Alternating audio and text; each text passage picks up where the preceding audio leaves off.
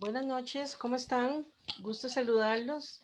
Queremos darles las gracias por participar con nosotros en esta noche, que va a haber muchísimo participante. Ya estamos en vivo en Facebook también.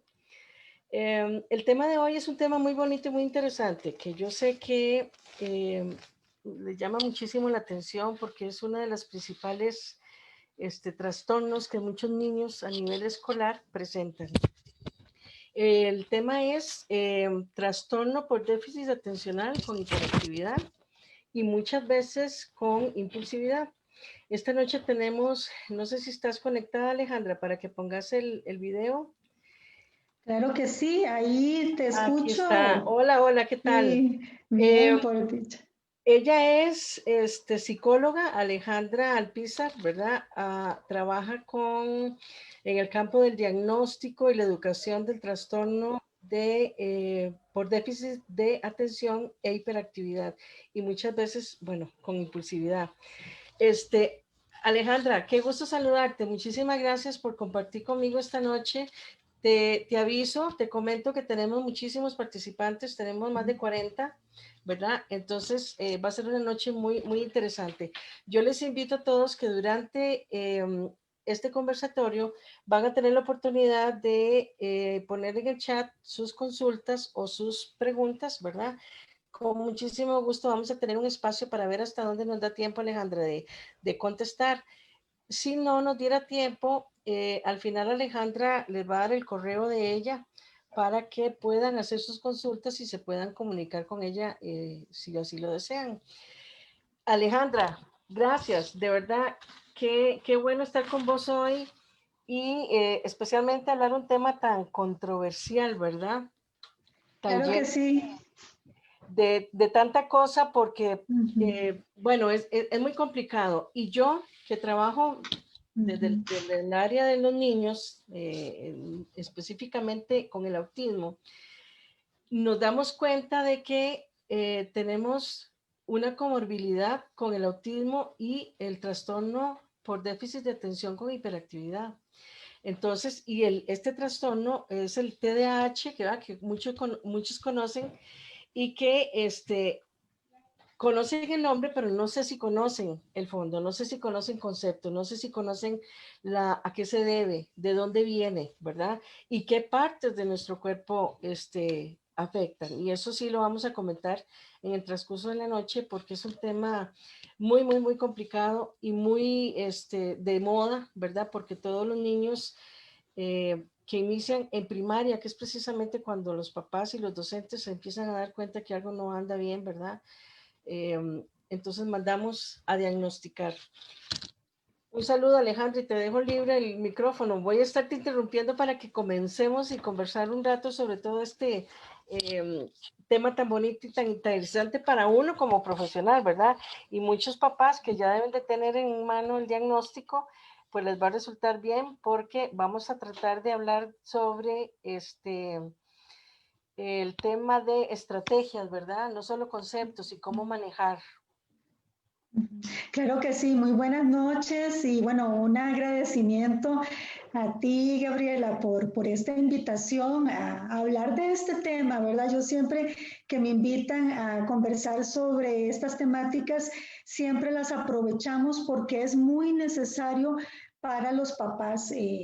En realidad, el trastorno por déficit de atención e hiperactividad es uno de los trastornos más frecuentes en la niñez, pero increíblemente es un trastorno de que muchas veces poco se habla o poco se explora o poco se dan esos espacios. Entonces, creo que es muy acertado el que dentro de tu trabajo, Gabriela, pues des espacio a esto, ¿verdad?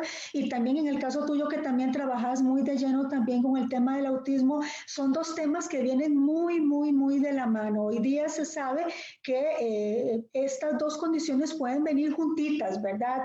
Tanto un niño con déficit de atención que tenga TDAH, cuando me refiero al TDAH es las siglas del trastorno, ¿verdad? Porque muchas veces, si por ejemplo a un padre de familia o a cualquier persona inclusive a un profesional, tú le mencionas sobre el déficit de atención o la hiperactividad, sí se orienta, sí sabe de qué se trata, por lo menos a grandes rasgos, pero cuando le dicen TDAH, por lo general la persona queda como sin saber de qué significa eso. El TDAH son las siglas de trastorno por déficit de atención e hiperactividad, que es un trastorno neurobiológico. ¿Qué quiere decir esto? Que las personas nacen con esa condición, que parte de su cerebro funciona diferentes. Las conexiones que tenemos en nuestro cerebro forma parte de un montón de conexiones, Gabriela, y en este caso muchas de esas conexiones o parte de esas conexiones en las personas que tienen TDAH no se conectan lo suficientemente bien. Cuando se dan esas conexiones son muy importantes porque cuando se dan esas conexiones traspasan neurotransmisores, y esos neurotransmisores son los que le llevan toda la información. ¿Para qué? Para que no solamente los niños, sino las personas adultas funcionemos en la vida, pongamos atención, sepamos dejar de lado los distractores, nos enfoquemos en tareas, podamos seguir secuencias de trabajo cuando me piden qué hacer o qué no hacer. Cuando tengo que tomar una decisión, cuando me distraigo y tengo que otra vez focalizarme en lo que estaba haciendo, y todo eso devenga todo un trabajo para nuestra mente, ¿verdad? ¿Y qué es lo que sucede? Que en estos niños, y específicamente vamos a hablar de los niños, es cuando estos neurotransmisores no fluyen adecuadamente, esta falta de focalización falla, la hiperactividad sube también, ¿verdad? Esa capacidad también que tienen los niños a decir, tengo que estar tranquilo, porque estoy en misa, porque estoy frente a la maestra, porque no puedo aquí moverme, porque me están diciendo que tengo que quedarme quedito. Entonces, esa capacidad de autocontrol va a fallar. Siempre es importante cuando trabajamos con niños con TDAH, tenemos que ubicarlo de acuerdo a la edad. No es igual la hiperactividad o la inquietud que un niño va a tener a los 4 años que a los 8 años. Entonces, cuando diagnosticamos o valoramos si un niño tiene o no TDAH, va a ir muy de la mano del momento evolutivo o de la edad que en ese momento tiene el niño. Igual cuando evaluamos adolescentes. Ahora, en este caso, que estamos en un momento pues muy particular y único en nuestra vida, ¿verdad? Que es el que estamos viviendo una pandemia, ahora devenga un gran reto. En conversaciones que yo he tenido con papás y mamás, la mayor inquietud es ¿qué hago para que se concentre cuando está en su clase virtual? ¿Qué hago con su hiperactividad? Porque después de 20 minutos ya no quiere estar frente a la computadora. Y definitivamente devenga un gran reto, no solamente para los niños y los papás en casa, sino también un gran reto para las maestras. Porque de repente cuando el niño que es inquieto, hiperactivo, pero está en el aula, la maestra tenía ese chance de estar cerca de él, de acercarse, de tocarle el hombro, de decirle, tenés que prestar atención, de estar en vivo ahí. Y solo el hecho de estar en vivo en la clase es un ambiente más propicio. Pero ahorita, ¿qué está sucediendo? Gabriela y todas las personas que ahorita pues, nos están acompañando en este espacio, que ya ese escenario ideal, favorecedor, no está. ¿Y por qué digo ideal y favorecedor? Porque tal vez la maestra está dando una clase interactiva, una clase interesante, están viendo un video, están viendo un material, están trabajando en grupos, y eso fomenta también la atención en los niños. En el momento en que por las circunstancias en que vivimos le estamos diciendo a los niños, tenés que estar en el aula, tenés que estar frente a una computadora y evadiendo los distractores, ¿verdad? Los distractores de casa, de los hermanitos. Se me salió. ¿Hay algún micrófono? Recordemos que tenemos que tener los micrófonos apagaditos. Sí, le voy a agradecer no encender el micrófono durante la conversación porque se escucha muchísimo. Hay todavía 2 personas que lo tienen conectado. Les ruego, por favor, silenciarlo. Bueno, y esto es precisamente lo que le sucede a un niño con TDAH, ¿verdad? De repente estamos en el aula y ya la maestra le llama la atención a un niño diciéndole, bueno, el micrófono, o no es ese libro, o vamos a ver tal tema, o silencien los micrófonos, prendan la pantalla, y todo el mundo tiene que estar atento. ¿Cuál es ahorita también una situación favorecedora? Que no todo el mundo, no todos los niños lo tienen, que por ejemplo el niño está en su clase virtual y al menos los niños más pequeños tienen la facilidad de tener a su papá o a su mamá o a un adulto a la par. Y eso es una ganancia, pero no todos los niños tienen esa posibilidad. ¿Cuáles son las recomendaciones que le estamos dando a los papás hoy día? Que tienen que tener una comunicación muy, muy estrecha con los padres, perdón, con los maestros.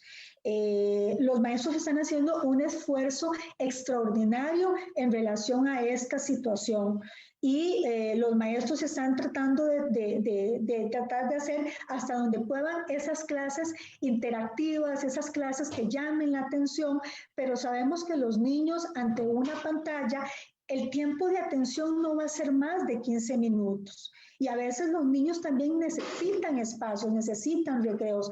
Hace poquito yo saqué un material donde precisamente también, Gabriela, hablábamos no solamente de los niños con TDAH, sino también de los niños también con autismo, ¿verdad? Que necesitan esos espacios también de corte, esos espacios de recreo. En este caso, los niños con autismo, espacios de recreo donde necesitan también descansos sensoriales, descansar su vista, descansar ese montón de estímulos alrededor. ¿Cuál es el espacio que necesita el niño con TDAH? Un espacio para moverse, un espacio para levantarse.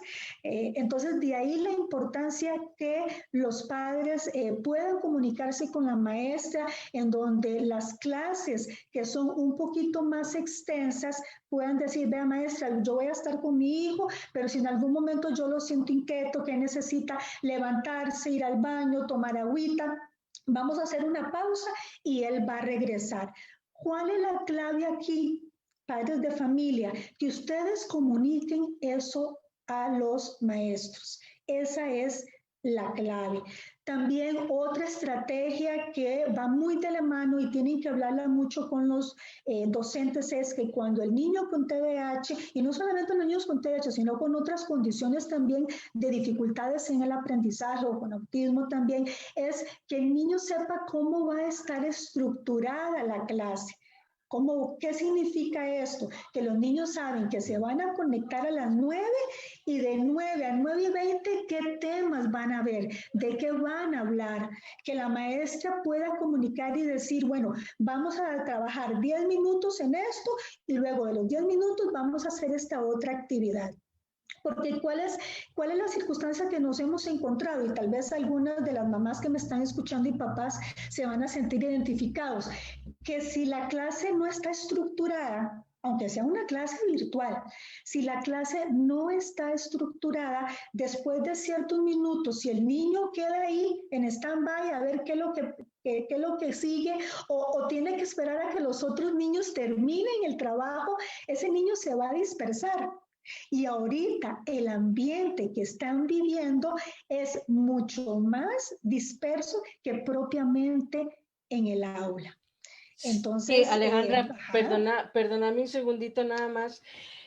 Hay algo que a mí me llama muchísimo la atención y te lo digo, bueno, porque no solo atiendo autismo, atiendo a cualquier niño que tenga este trastorno. Pero lo primero que yo les digo a los papás es, nosotros necesitamos saber qué es, primero, el trastorno por déficit de atención con hiperactividad. Yo necesito conocerlo, porque necesito saber de qué se trata, ¿verdad?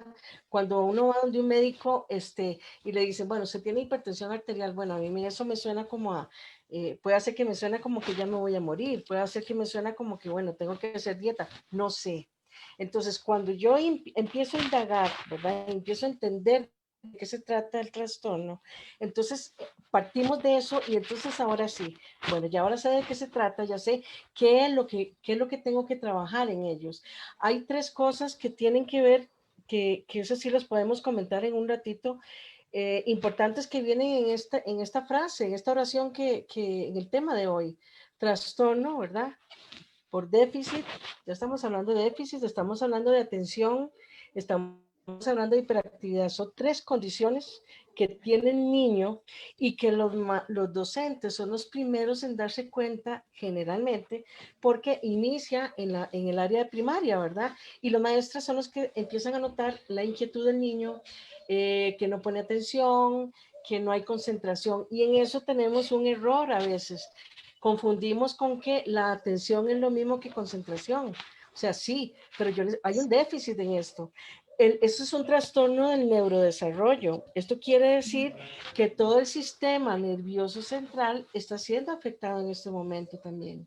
¿Y eso qué quiere decir? Que mis funciones ejecutivas no van a estar acorde con lo que yo necesito para trabajar en mi vida diaria. Que yo voy a necesitar planificación y organización en mi vida. Y un niño con trastorno, con déficit atencional, no lo va a tener, porque sus funciones ejecutivas a nivel de cerebro van a estar mal.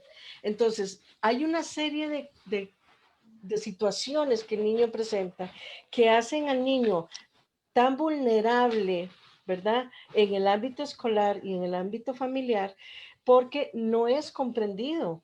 Entonces, o pone atención o es hiperactivo, o se sienta y se levanta, o corre o no se concentra, no memoriza, no puede planificar, no organiza sus tareas. Entonces, todo esto, ¿verdad? Que encierra este trastorno, a veces dice, va, sí, bueno, todos los niños, eso es como una pandemia, el trastorno, es como el autismo, todo el mundo tiene autismo, todo el mundo, sí, ok, pero tenemos que trabajar, ¿verdad? Tenemos que partir de ese trabajo y empezar a entender el origen de este trastorno que es muy complicado y los niños que lo padecen se les complica más y sufren mucho. ¿Por qué sufren? Porque vienen a ser incomprendidos, ¿verdad?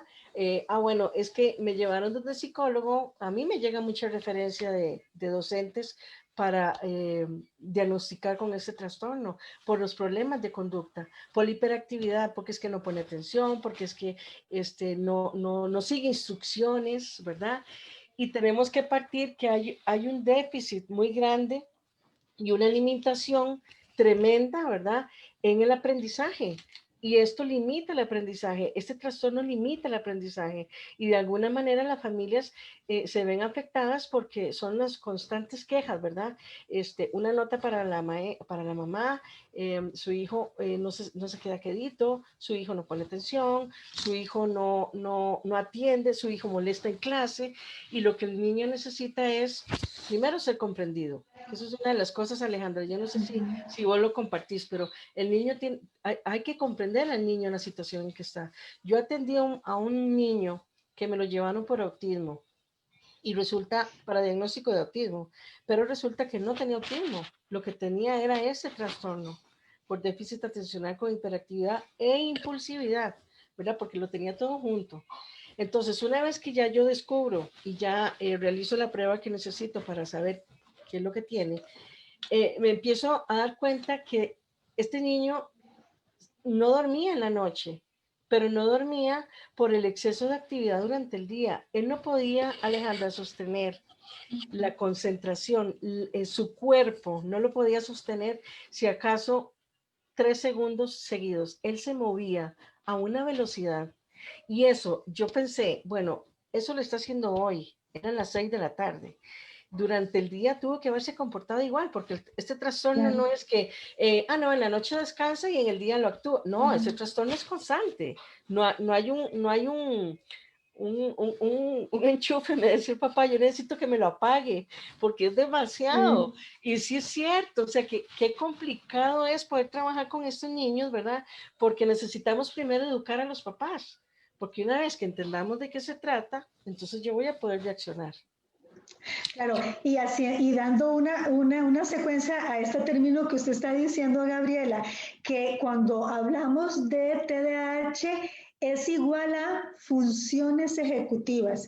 Y les voy a poner un ejemplo. Hace muchos años se medía como esa capacidad o esa predicción si esa persona iba a ser exitosa en la vida con la cuestión del IQ o el coeficiente intelectual. Hoy día se sabe que eso no determina el éxito de una persona. Luego, con los años, vino luego lo que es el tema de la inteligencia emocional, que es muy importante, desde luego, que eso venía a determinar también cómo se iba a desarrollar en la vida esa persona. ¿Verdad? Y sí, la inteligencia emocional es muy importante.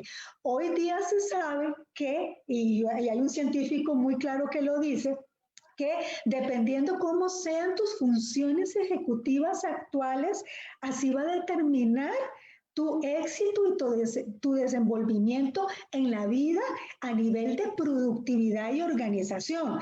Y entonces, imagínense la dimensión de esto, Gabriela y personas que nos escuchan.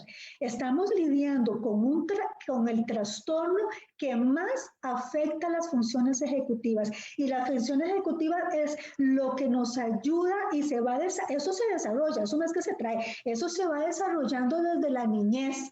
Y se supone que ya cuando somos grandes, 25, 30 años, se supone que esa parte ya la tenemos desarrollada. Pues nos estamos enfrentando a los papás que tienen niños con estas condiciones, con un trastorno en donde específicamente debilita todos los puntos que tienen que ver con las funciones ejecutivas. Por ejemplo, ¿qué son las funciones ejecutivas? Es como un director de orquesta.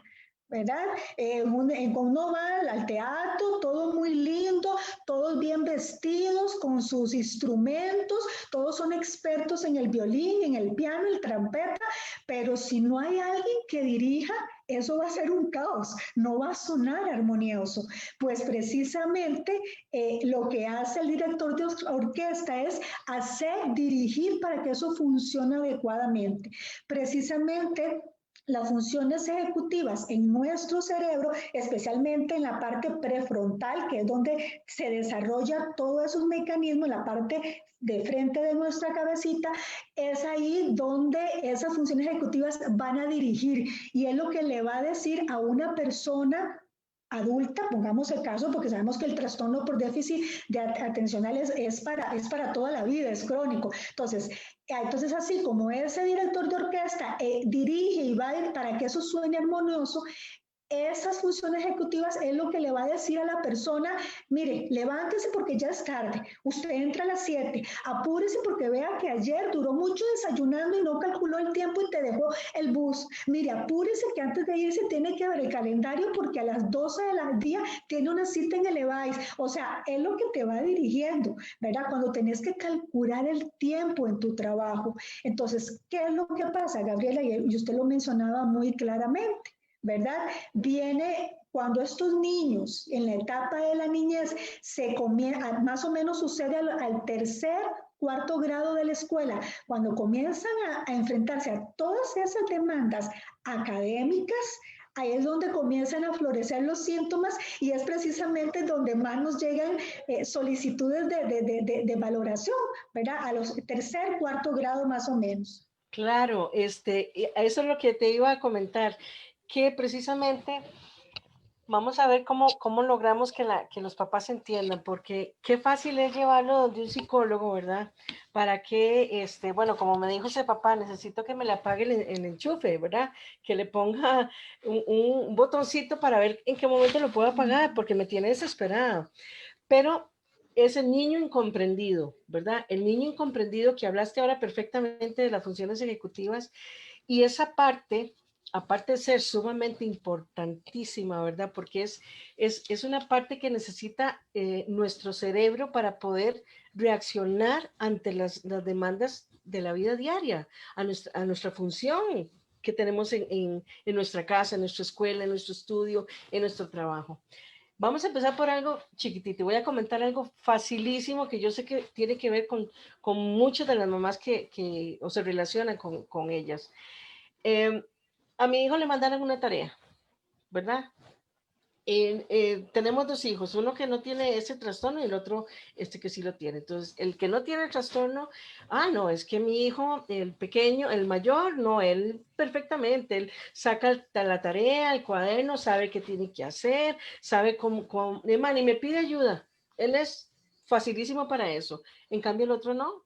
Por supuesto que no lo va a poder hacer si tiene el trastorno por déficit con atención, perdón, de hiperactividad y no se le puede facilitar la planificación y la organización de qué es lo que yo tengo que hacer. De hecho, ni lo piensa.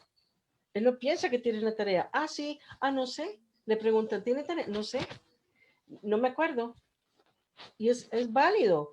No es que estoy ahora justificando, ¿verdad? Que todos los niños, que no quiero que haya un malentendido, que tienen este trastorno,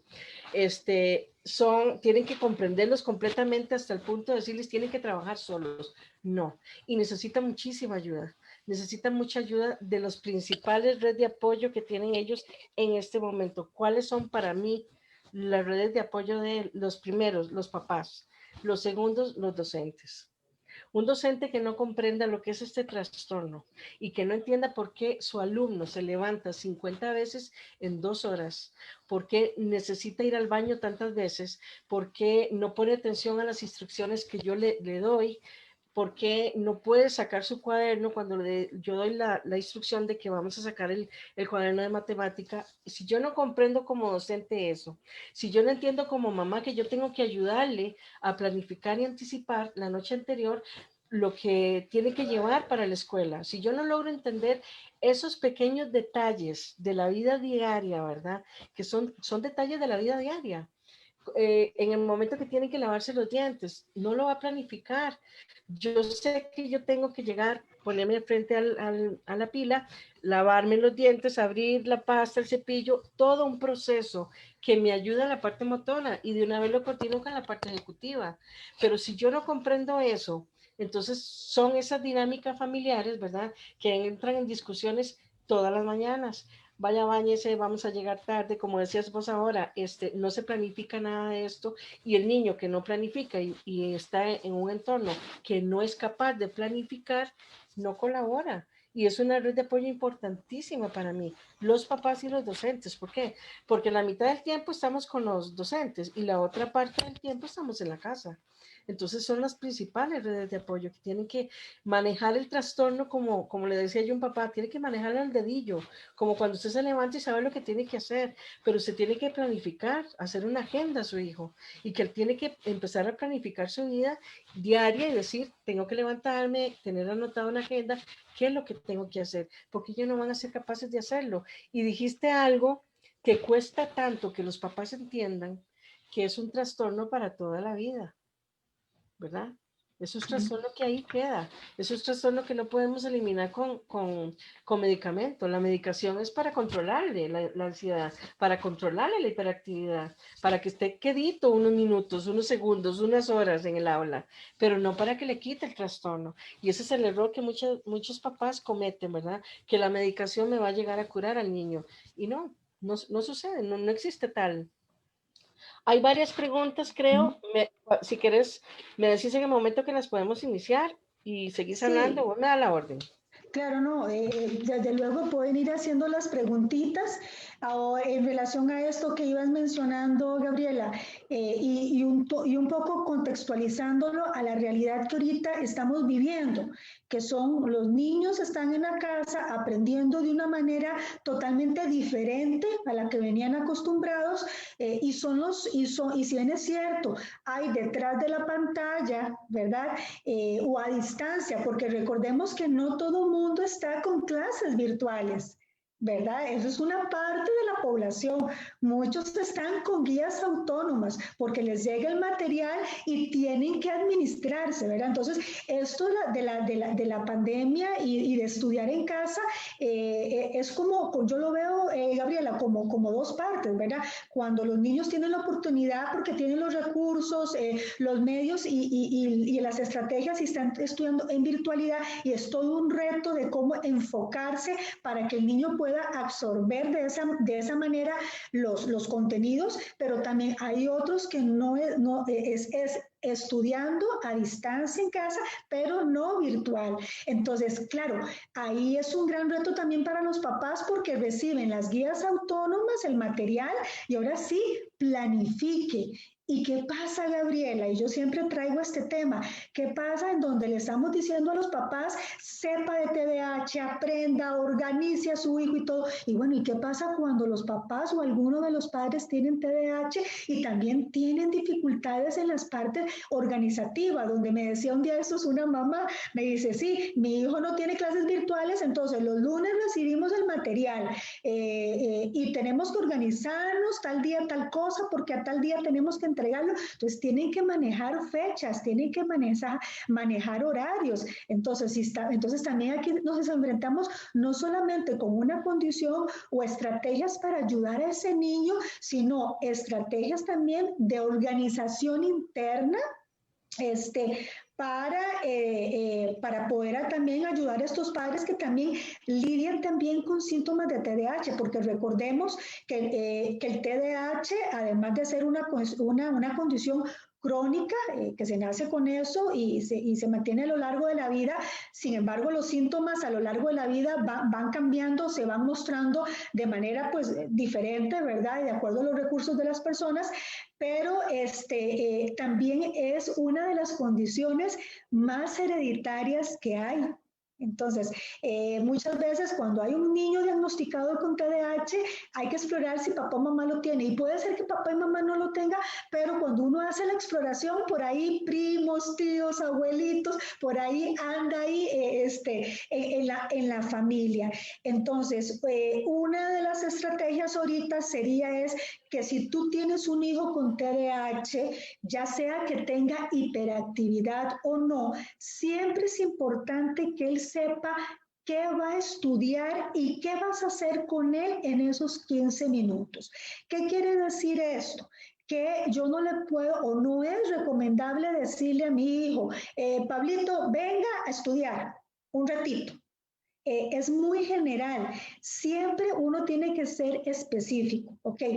Pablito o Pablo, a las 2, de 2 a 2:20 vamos a estudiar español o vamos a estudiar ciencias, vamos a estudiar las cordilleras de la meseta central, no todas las cordilleras del país, vamos a estudiar las cordilleras de la meseta central o vamos a hacer estas 3 operaciones de matemática durante esos 20 minutos. ¿Qué le permite entonces al niño saber que inicio, Gabriela, que hay un inicio y sé cuándo voy a terminar? Entonces va a ser más tolerable para el niño. Recuerde que los niños con TDAH, y uno podría pensar que todos en algún momento, hasta a uno le pasó chiquillo, ¿verdad? Que era renuente a hacer tareas y cuestiones de la escuela. Y eso es normal, que los chiquillos pequeñillos pues a veces no quieran y berreen y berrinchen un poco, eso es normal.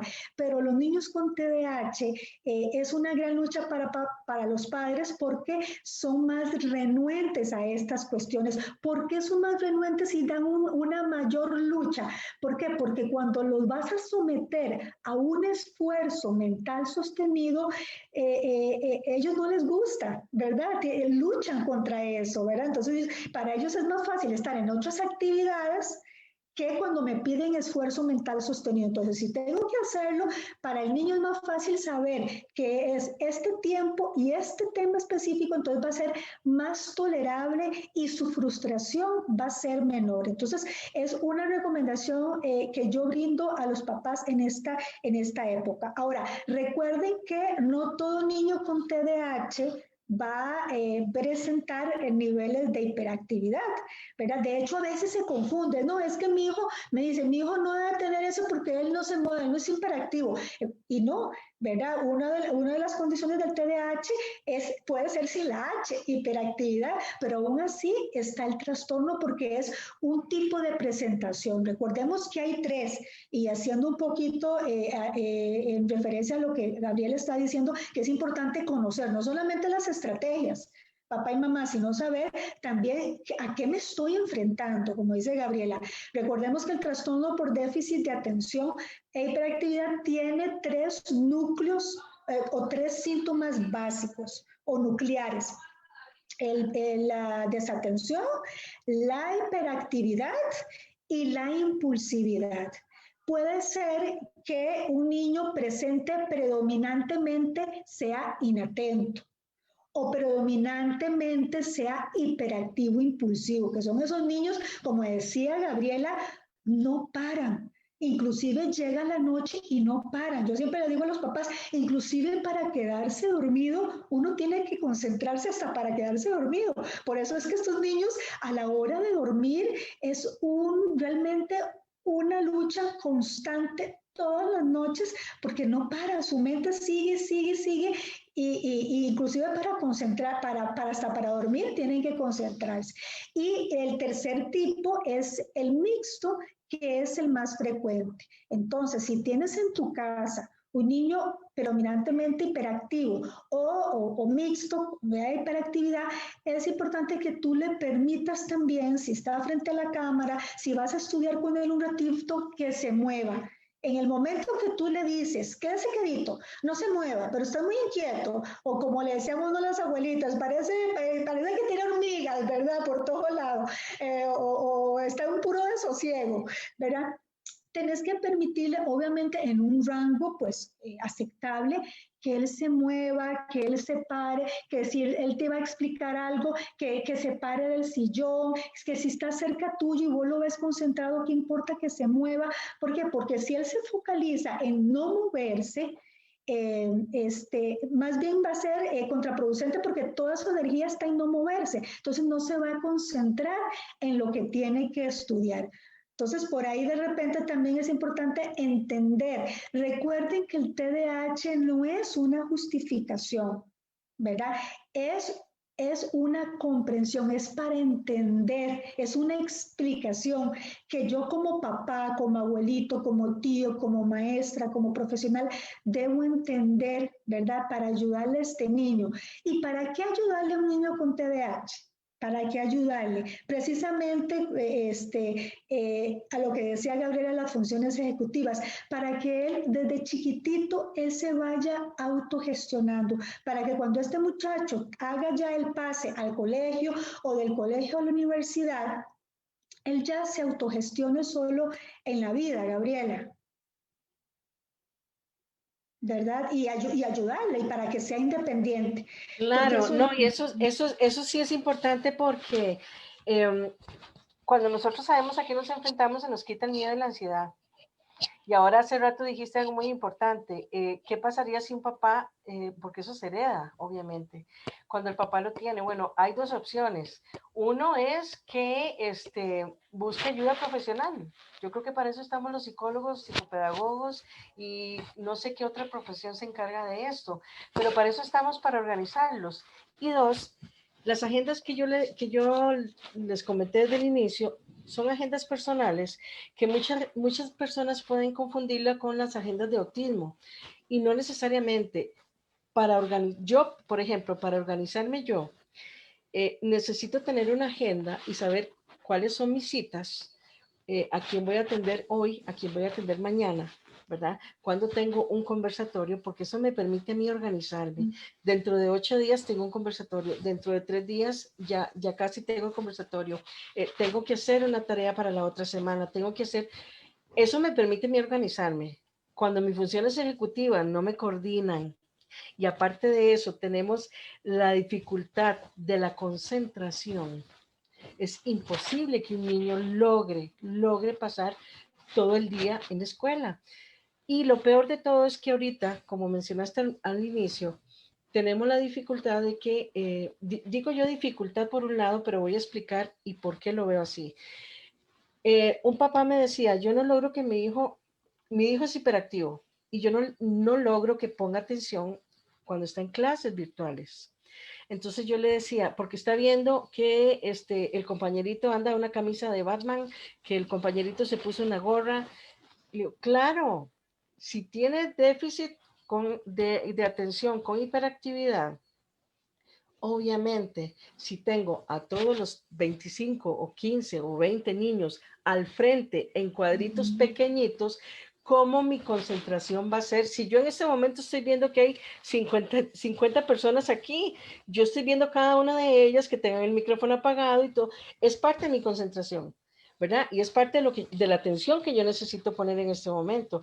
Un niño que tiene esta dificultad, obviamente no va a estar viendo a la maestra, sino que va a estar viendo a cada uno de sus compañeros. Y si no ponen no está la cámara y está una foto, entonces es llamativa la foto, eso dispersa.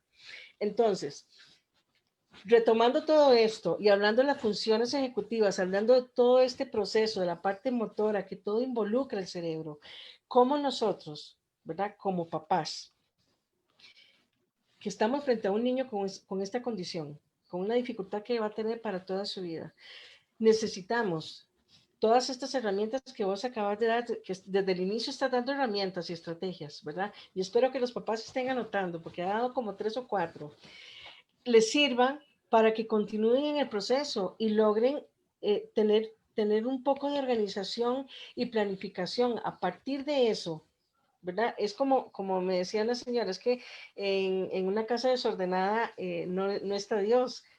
Es cierto, en una casa desordenada no está Dios, en un lugar de estudio donde estoy yo tratando de entender qué es lo que voy a hacer con la tarea, cuál es el examen que tengo el otro fin de semana. Cuando yo me voy preparando y anticiparle al niño como estrategia, paso a paso, lo que va a hacer diariamente, eso le va a ayudar muchísimo, ¿verdad? Le va a ayudar muchísimo a enamorarse un poquito de lo que hace, pese a la dificultad que puede tener, porque estos son niños muy incomprendidos y muchas veces son rechazados, ¿verdad?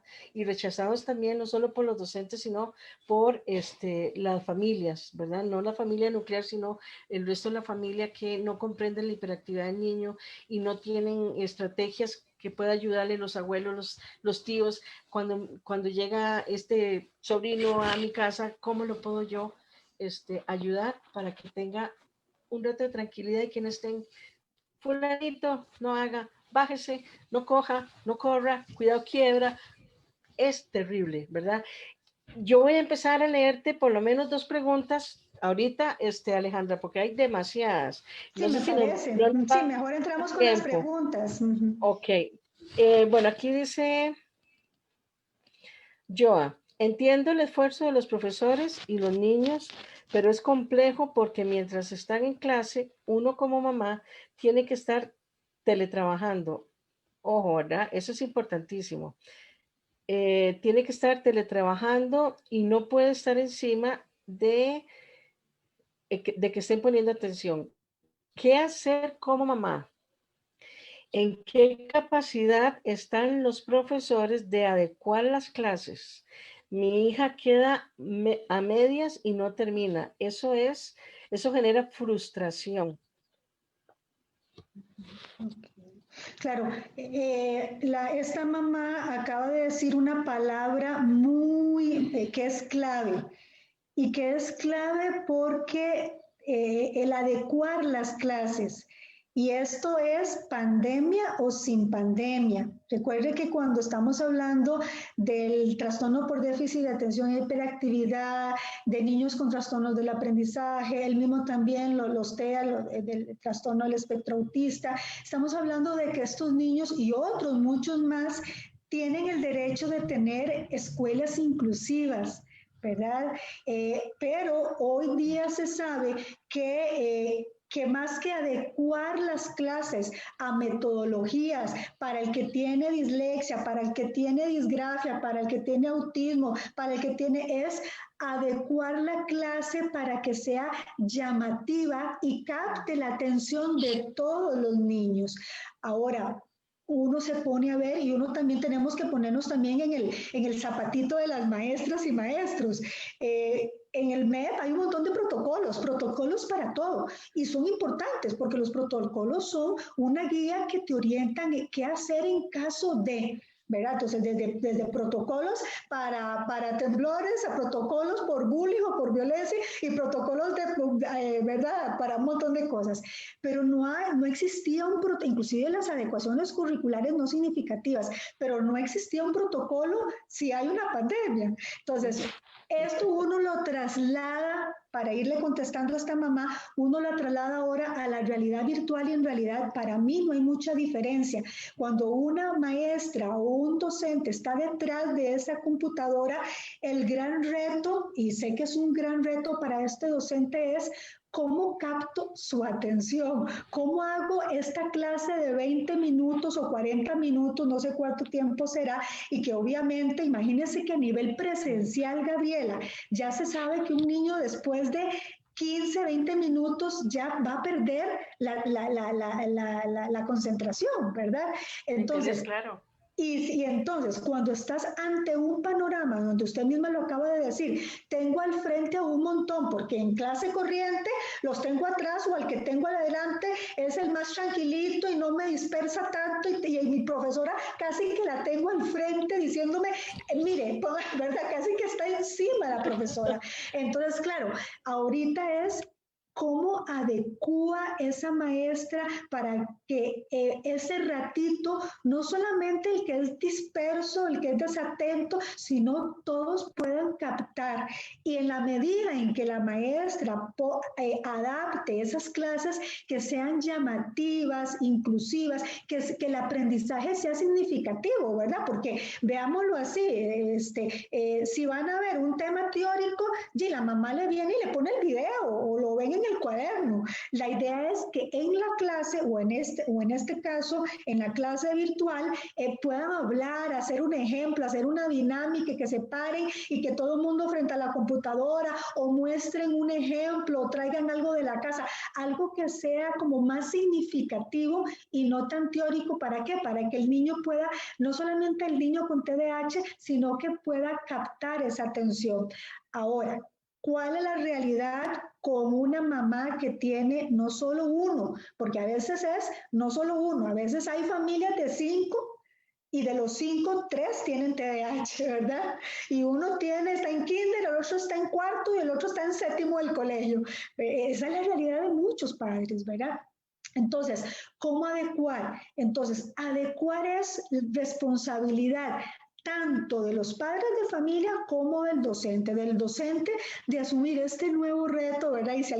Y si aquí algún maestro está, pues agradeceríamos mucho también su opinión y su perspectiva, ¿verdad? Porque ellos son los que están ahí, como dicen, en el otro campo de batalla, ¿verdad? Porque todos hemos tenido cambios laborales, otros no han cambiado los trabajos, pero en donde sí ha habido un cambio drástico son los docentes de enfrentarse a esta nueva realidad. De hecho, Gabriela, si me permites ahí hacer el anuncito, hace poquito terminamos la segunda jornada costarricense de TDAH, y hablamos sobre esto, le dimos un Sí. espacio a los maestros sobre hablar sobre esta realidad. Entonces, resumiendo, es responsabilidad del docente de adaptar hasta donde podamos, al menos durante esta circunstancia que es única, ¿verdad? Y esperemos que así sea, porque ya el otro año ya todo va a ir recobrando la normalidad, ¿verdad?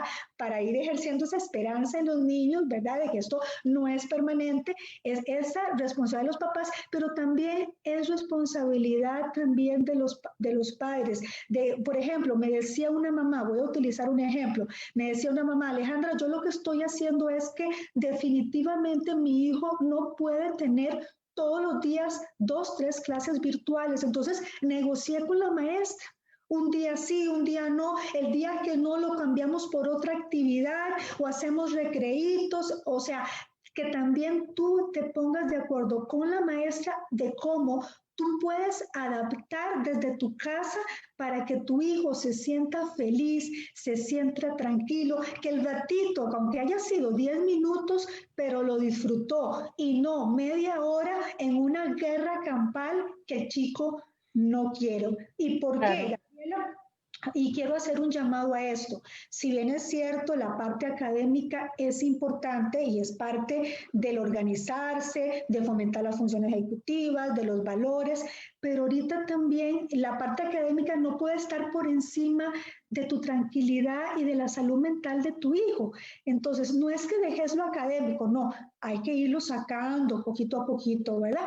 Pero que no sea un estrés para ti ni para el niño. Ok, entonces me decía una mamá, es que tengo que presentar todo para el lunes. No, habla con la maestra, plantea la situación y pídele 2 días más. Si lo vas a presentar con tu hijo, negocia. Entonces, a eso me refiero, Gabriela, con que también desde el lado de casa hay que ponerse de acuerdo. Y un gran reto también es para las mamás que tienen chicos en clase virtuales y también están trabajando. De verdad, ahí es donde tienen que organizar bien, van a tener que delegar esos espacios y Claro, comunicar, ¿verdad? claro.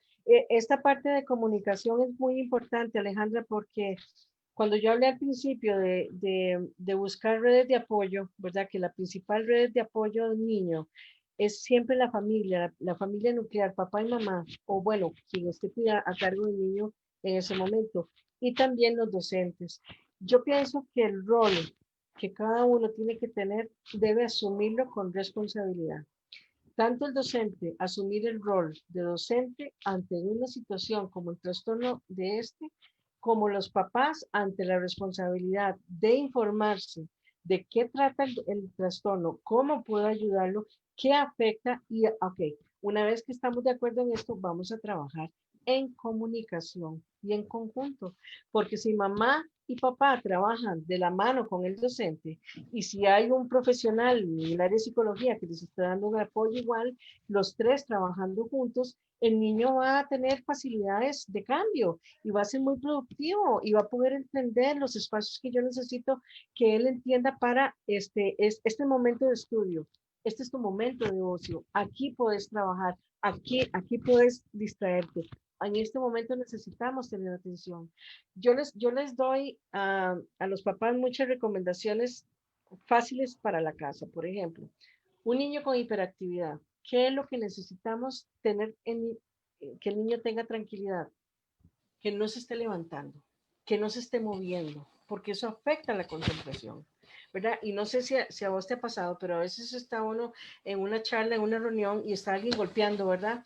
Con moviendo el zapato, moviendo el pie o golpeando la mesa.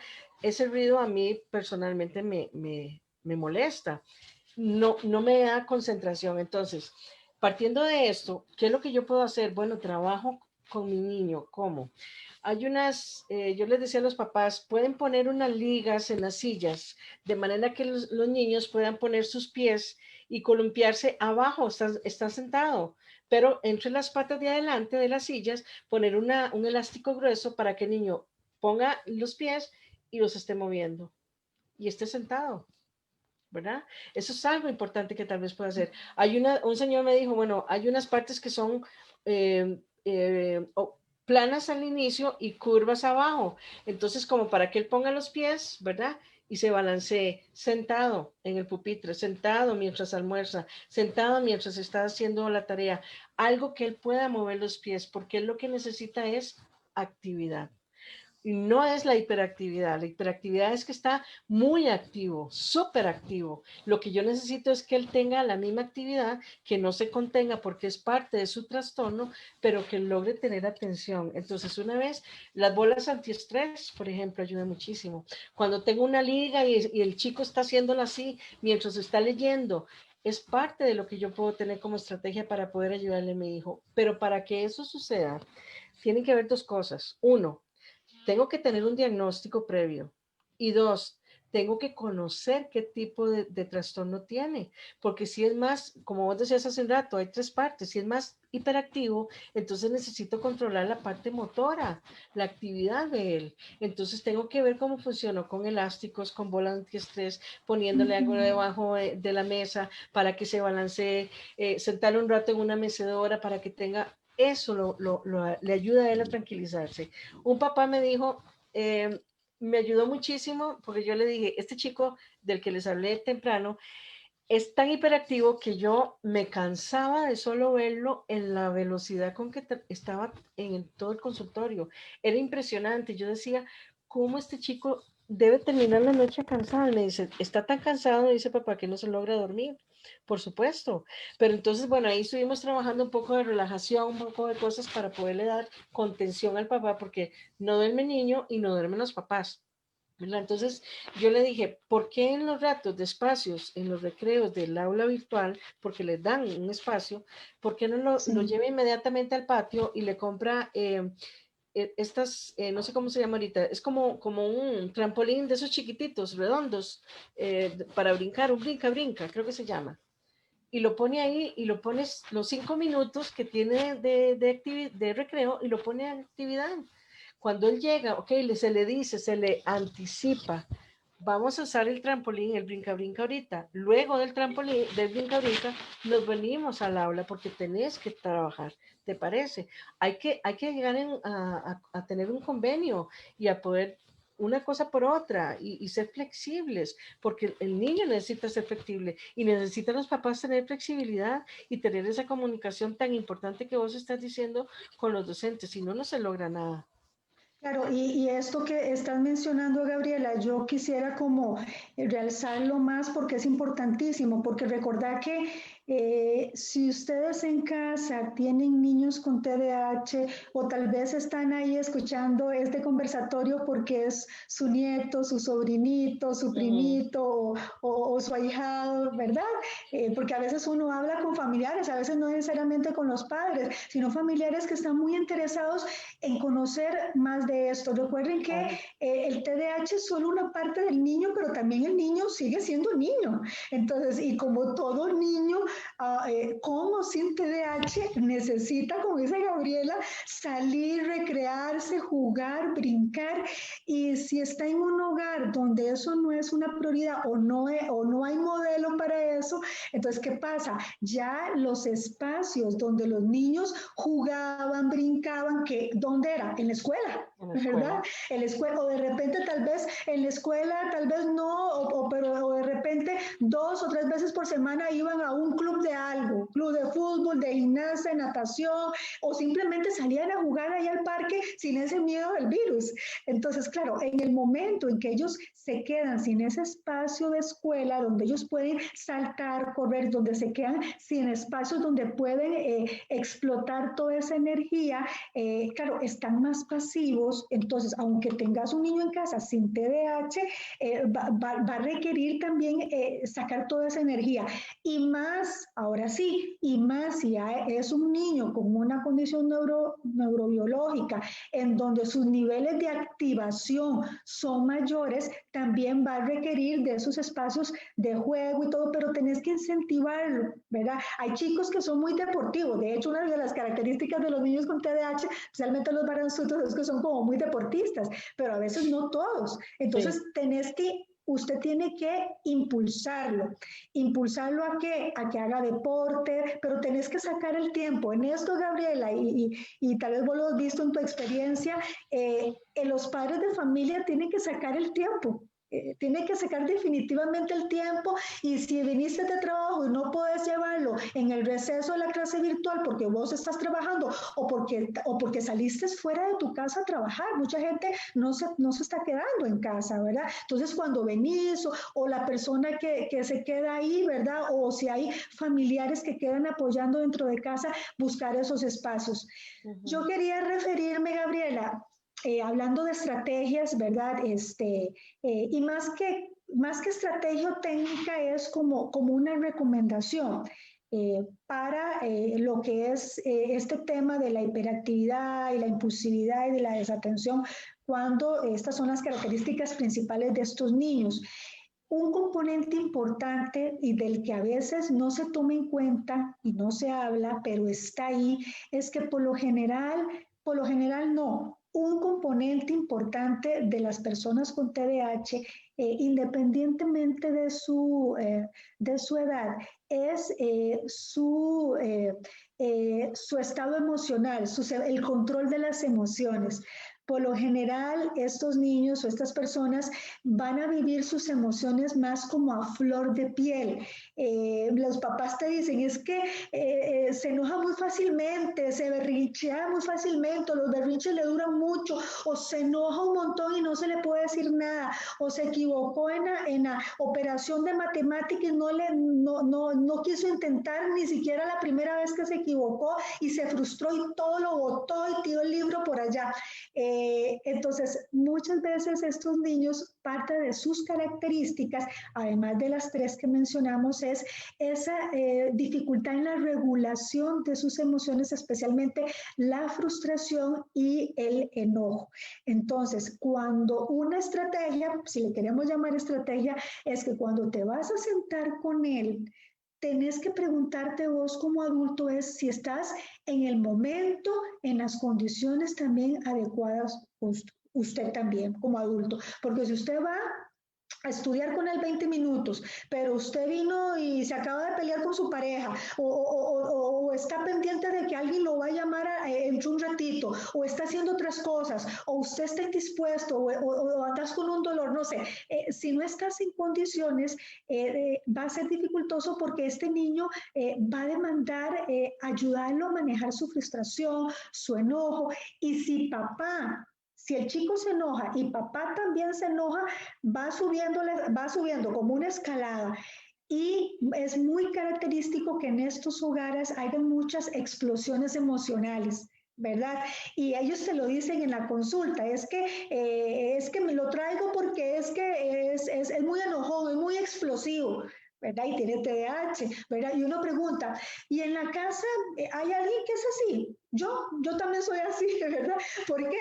Porque muchas veces si los padres también tienen TDAH y ese adulto se le está dificultando también regular sus emociones, especialmente el enojo y la frustración, también si hay dos personas que están con eso, va a ser como cortocircuito y eso va a detonar, ¿verdad? Entonces, repito, la recomendación principal aquí es que estés dispuesto a que también ese niño se va a frustrar. Entonces, es importante prevenir. ¿Qué es prevenir? Que, por ejemplo, si vas a hacer 3 operaciones de matemática, hablar previamente con él. Bueno, vamos a intentarlo. Si en la primera operación la podés hacer bien, excelente. Si vos ves que te cuesta, entonces no hay problema, seguimos con la otra. O hacemos 2 intentos. Si en el segundo intento no nos va bien, entonces llamamos a la profe o la dejamos así. O sea, planes para prevenir que cuando este niño tenga estos ataques de frustración, yo no puedo, siempre me pasa lo mismo, yo soy tonto, yo esto, ¿verdad? Porque eso es lo que sucede con estos niños, ¿verdad? Entonces tú también puedas tener esa tolerancia de escucharlo, de entenderlo, pero también de ponerles respetuosamente y con amor límites, ¿verdad? Entonces, una estrategia es la comprensión y que tú también estés dispuesto a tolerar, pero también a disciplinar esos espacios, Gabriela. Sí, claro, el hablar de las emociones es muy importante porque si nos damos cuenta, los chicos en primaria tienen muchas dificultades para el manejo de las emociones, ¿verdad? Yo logro entender las emociones y logro a través de las emociones entender, es un modo de comunicación, ¿verdad? El niño tiene derecho a enojarse, el niño tiene derecho a sentirse triste, a sentirse deprimido, a sentirse alegre, a que algo le molesta. Lo que no tiene derecho es cometer actos imprudentes con respecto a eso. Yo siempre les digo a los niños, usted tiene derecho a enojarse. Cuando me llega un niño con conductas disruptivas, usted tiene derecho a enojarse. Todos tenemos derecho a enojarnos. Lo que usted no tiene derecho es patear las paredes, ni quebrar la computadora de su papá cuando lo hizo. Eso no tiene derecho, pero usted tiene derecho. Entonces, a partir de ahí, vamos a empezar a canalizar tu enojo. Vamos a ver cómo empezamos a trabajar, porque es importantísimo. Y para que eso suceda, papá, mamá y los docentes tienen que tener claros cuáles son esas debilidades emocionales que tiene el niño, porque tal vez un niño perfectamente maneja sus emociones, llora cuando tiene llora cuando tiene que llorar, muestra su alegría, puede perfectamente enojarse, pero hay algo de esas emociones que definitivamente no logra entender cómo efectuarlas. Por ejemplo, un niño puede ser muy llorón, pero fácil de tranquilizar, pero no sabe manejar el enojo. O por el contrario, puede manejar el enojo, ¿verdad?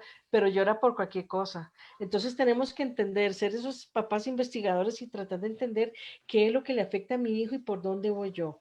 Hay una mamá que me está diciendo, buenas noches, mi hijo fue diagnosticado con trastorno de regulación perturbador del estado de ánimo, pero no me queda claro si está dentro del espectro autista o trastorno por déficit de atención con hiperactividad.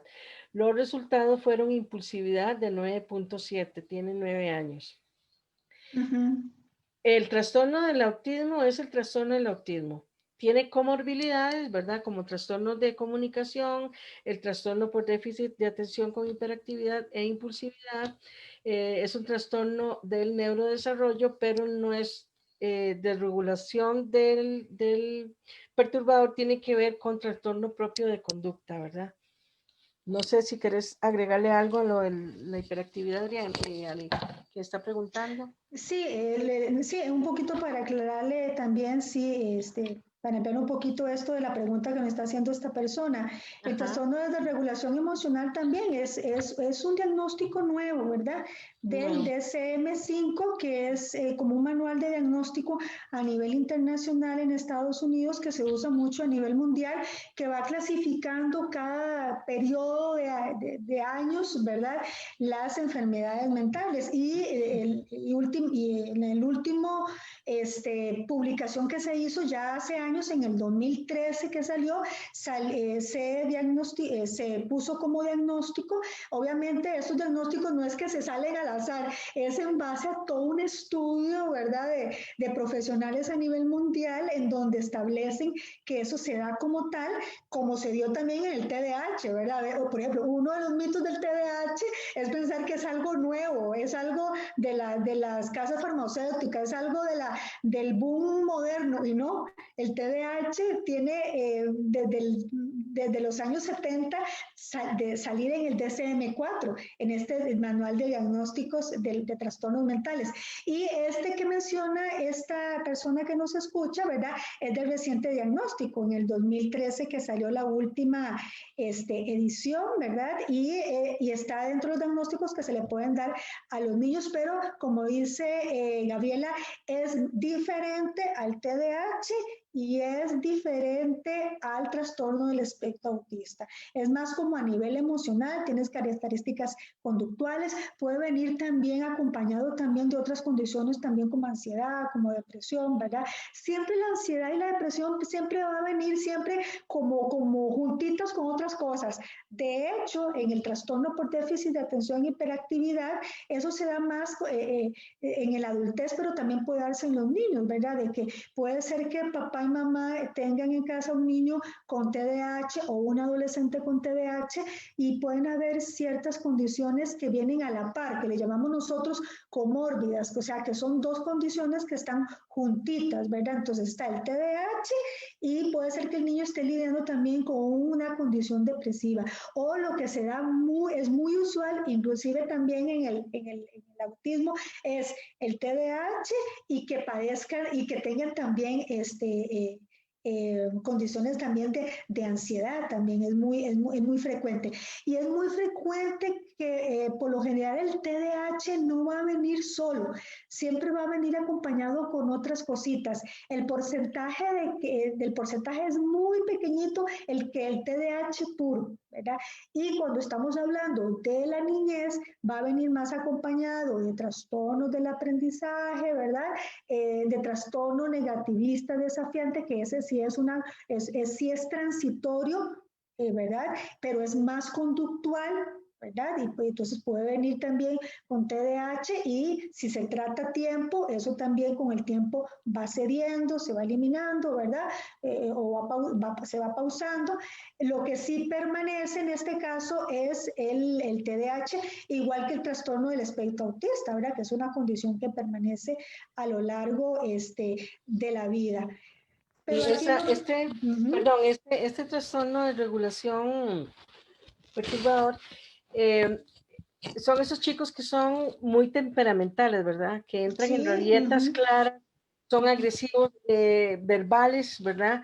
Y sí son del estado de ánimo y a veces el DSM-5 lo que habla es de que no coexiste precisamente con el trastorno que vos hablaste, ¿verdad?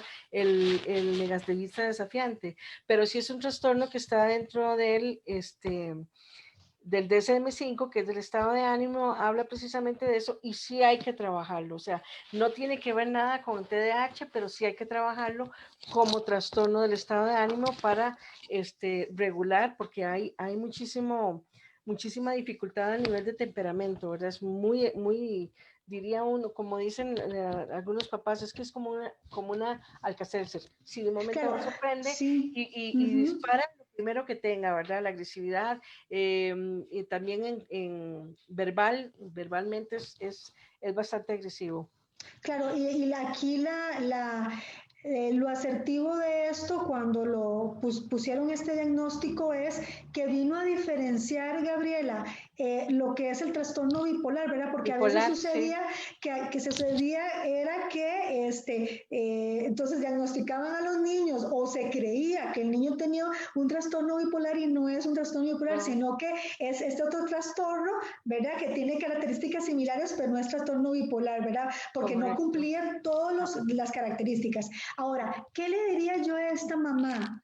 O cualquiera persona que se enfrente a un niño con una condición especial, ¿verdad? Y cuando se enfrenta que los profesionales le dan un diagnóstico, que te eduques, te formes, pero no perder la esencia de que es tu hijo, ¿verdad? No perder la esencia de que tú lo amas, lo quieres, de sus características, de las cositas que él tiene que mejorar, pero también sus cositas bellas y preciosas, o sea, disfrutar a tu hijo, ¿verdad? No solo ver más allá de un diagnóstico, ¿verdad? Que el diagnóstico es importante porque sí te marca la pauta y el camino, ¿verdad? Eso sí, pero no olvidarte del ser humano, del niño que está ahí, ¿verdad?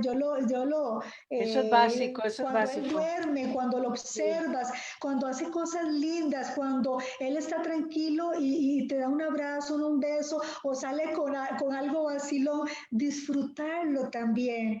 De ahí el gran reto para nosotros como papás es que dentro de todas estas circunstancias ver también lo positivo y más cuando somos padres de niños con TDAH, porque vos decías algo muy real ahora, lo que sucede con estos niños lamentablemente una de las consecuencias muy serias y lamentables es la baja autoestima y el bajo autoconcepto. No porque sea una característica o un síntoma del TDAH, no, sino porque si no se diagnostica, si no se educa a los padres, si no se sabe darle esas plataformas de apoyo, este niño, como tú lo mencionabas, Gabriela, va a brincos y acertos y los papás también y sufren, los papás sufren, los niños sufren. Entonces es un niño que crece siendo señalado, quédase quedito, otra vez, otra boleta y rechazado por los compañeritos porque no se puede regular y no puede hacer fila porque está tan emocionado que no prestó ni siquiera atención a las reglas que los mismos niños pusieron, entonces lo rechazan, lo claro. señalan y otra vez te equivocaste, pero le acabo de decir que eso no se hace y lo volviste a decir. Es tanto señalamiento que muchas veces su autoconcepto se va debilitando y Claro. son niños que llegan a la adolescencia y son adolescentes que llegan a la adultez con una dificultad y una inseguridad muy fuerte.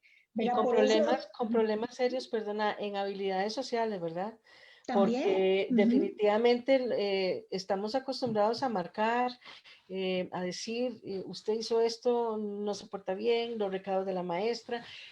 El entorno normal de un niño en la escuela es totalmente regañado todo el día, porque durante todo el rato que está en la escuela, precisamente presenta sus conductas que son inapropiadas para el momento, ¿verdad? Y cuando llega a la casa, empieza con las mismas conductas que son inapropiadas para estar en la casa porque no se sienta bien en la mesa para poder comer, ya es hora de ir a acostarse y no entendió, tenía que lavarse los dientes y no fue. Entonces todo el día es no haga, no ponga, deje su quédese quedito, no conteste, por qué gritó, no escuchó. Todos esos señalamientos perfectamente son causantes el día de mañana de baja autoestima, porque no hay un solo reforzador positivo que el niño tenga. Y en eso estoy totalmente de acuerdo con vos. Somos capaces de decir todo lo malo que hace, pero no somos capaces de decir, no sé, algo positivo. El niño tiene algo positivo siempre, no solamente el trastorno. Y el trastorno, a lo que yo tengo que entender, no es para etiquetarlo, es para saber qué es lo que tiene, poder trabajar con él o con ella y ya. No es para ponerle una etiqueta. Uno no dice, ahí viene el chico del TDAH, no, uno dice, ahí viene Diego, ahí viene Juan, ahí viene Gabriela, pero no podemos etiquetar de esa manera. Y es algo importantísimo que entiendan y que ustedes papás tienen la obligación y la responsabilidad de decirle a sus maestros cuando ustedes escuchen, es que habla y es que, ¿en qué momento usted me lo felicita? ¿En qué momento usted me le ayuda? ¿Qué es lo que hace usted para colaborar? ¿Cómo hace usted su manejo de habla para que el chico, mi hijo, esté de acuerdo con todos? ¿Cómo hace usted para que fulanito esté bien en el aula? Usted lo felicita, usted lo refuerza, usted me le dice qué bien que trabajó, usted lo hace, porque yo trabajo mi trabajo como mamá, pero usted me le ayuda. Recuerde que es un trabajo en conjunto y volvemos a lo mismo, la comunicación esencial entre el docente y el padre de familia es primordial. Aquí habla Cindy, dice, desearía que la maestra de mi hijo pudiera ver esta charla. Ellos no comprenden todo esto, es difícil y quejas y recados siempre. Sí, es lo que estábamos conversando, ¿verdad? Cuando durante el día son recados y la mamá llega, recibe los recados, aparte de que recibe los recados, ya está indispuesta, ¿verdad? Y si este chico se porta mal en ese momento, es peor la indisposición, porque ya viene ya la mamá indispuesta por el montón de recados y no sabe cómo trabajar. Entonces, un rato de tranquilidad, les recomiendo como estrategia a los papás un momento de tranquilidad, reciba el mensaje como lo está recibiendo, usted entienda que su hijo efectivamente tiene un problema de hiperactividad, tiene un problema de que no pone atención y usted tiene que comprenderlo. Ok, a partir de eso voy a trabajar con él en mi casa para ver cómo logro que se concentre en el rato que tiene que tener tareas. Pero yo voy donde la maestra y pido una cita y converso con ella, porque hay docentes, y yo me he dado cuenta de esto, hay docentes, no voy a generalizar, pero sí existen los que no tienen una idea ni siquiera de lo que es este trastorno, y lo manejan como un problema de conducta habitual en un proceso académico y ni siquiera con adecuación lo logran entender. Entonces, a partir de que las maestras tienen la responsabilidad de capacitarse, ¿verdad? Y ustedes como papás, mire, usted conoce del trastorno. No, bueno, que capacítese, por favor, porque yo necesito que usted entienda. Yo me capacito, yo me formo, yo leo, yo investigo, pero yo necesito que usted me ayude. Es parte de esa comunicación. Una cosa muy importante, Gabriela, es, y voy a unir esto a dos preguntitas que nos hicieron ahorita. Una mamá por ahí puso que si, en qué momento o si le debo de decir a mi hijo que si tiene TDAH, ¿verdad? Claro, Esa es una pregunta muy frecuente e importantísima. Y claro. luego otra mamá aquí nos pone, para unir las dos, otra mamá aquí nos pone, mi hijo tiene TDAH, se ve completamente como normales, pero el sistema educativo lo tacha de chiñado y perezoso. ¿Cómo podemos actuar como padres ante este escenario? Entonces, estas dos preguntas de estas dos padres de familia, voy a unirlo a lo que usted mencionaba, Gabriela, sobre lo de la etiqueta. Y eso es importante que los papás lo tengan claro. La etiqueta no es decir mi hijo tiene déficit de atención o es hiperactivo. La etiqueta no es decir mi hijo tiene TDAH, no. Eso es el diagnóstico y el diagnóstico guía, da respuesta, da tranquilidad, da un plan a seguir junto con los profesionales.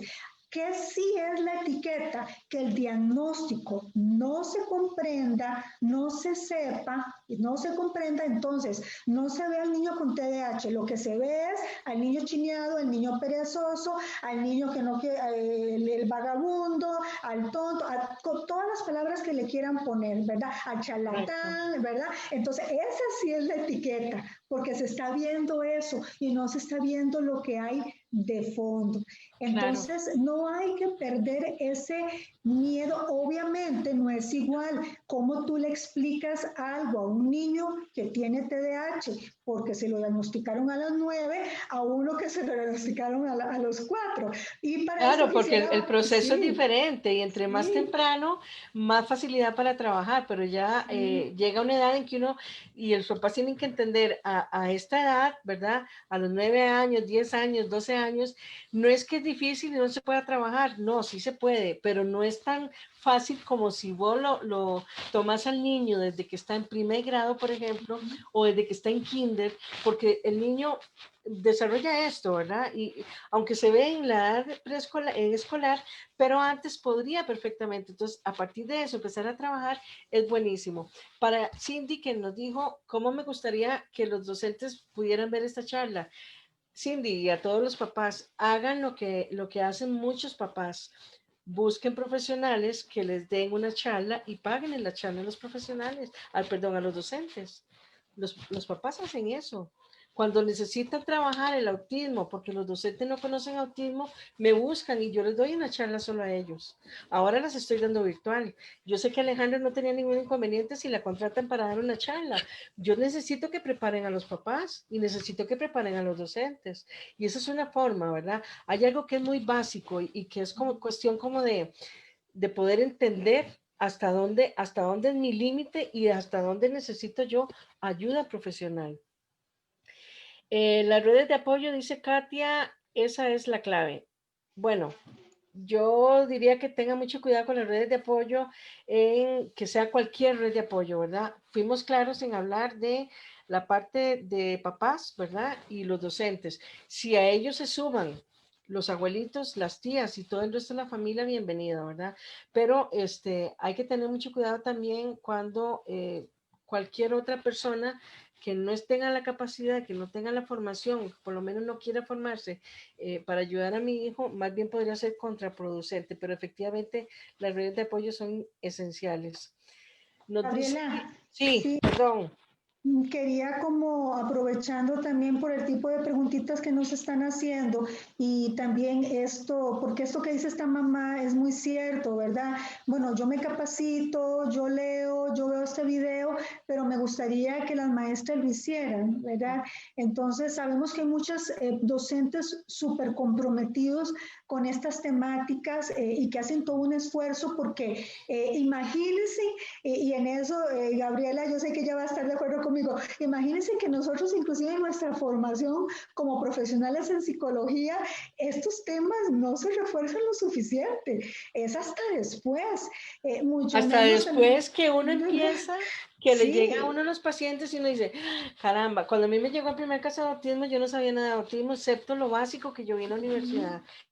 Entonces fue mi compromiso empezar a formarme y decir, bueno, ok, si hay una debilidad aquí, necesito yo fortalecerla como profesional. Pero eso es muy cierto lo que vos decís. claro, y entonces aquí uno que le dice a los papás es, de hecho, cuando uno habla de tratamiento, ¿verdad?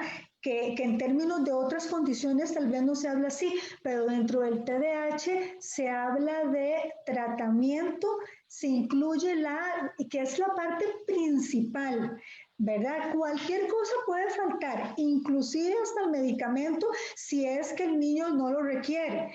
Pero lo que no puede faltar es la educación o la psicoeducación Claro. del padre que entienda de qué se trata. Entonces, ¿qué es el tratamiento por TDAH? Primero, lleva el estandarte, el que tú te eduques, papá o mamá, sobre este trastorno, ¿verdad? No es que seas un profesional, no, sino que como papá te formes. Eso es lo principal. Sin eso, por más que tengas una plataforma de los mejores profesionales del país, no vamos a hacer nada si tú no te formas, lees, vas a cursos, estás en estos espacios. Dos, el tratamiento médico, si es que lo requiere o no. Hoy día se sabe que no todo el mundo requiere la medicación, pero si estamos ante un niño o niña que por sus condiciones, por su disfunción, por lo que le está sucediendo, inclusive hasta accidentes, ¿verdad? Lo requiere, es importante, es un derecho, siempre y cuando sea bajo una supervisión médica. Entonces, parte del tratamiento de la medicación, si es que lo requiere, más cuando los síntomas son de moderado a graves. Tres, todo, estamos hablando en niños, ¿verdad? Y tres, toda la parte pedagógica o educativa. En la parte educativa, ahí estoy metiendo todos los profesionales que trabajan con problemáticas del aprendizaje, profesores de enseñanza especial, psicopedagogos, adecuaciones curriculares, todos los apoyos de la escuela, o sea, toda la parte educativa. ¿Por qué? Porque muchas veces el diagnóstico va a ser captado dentro de sus primeros años escolares. Ya cuando esa persona es adulta, todo eso va a ir como cambiando, ¿verdad? Pero lo principal es la educación.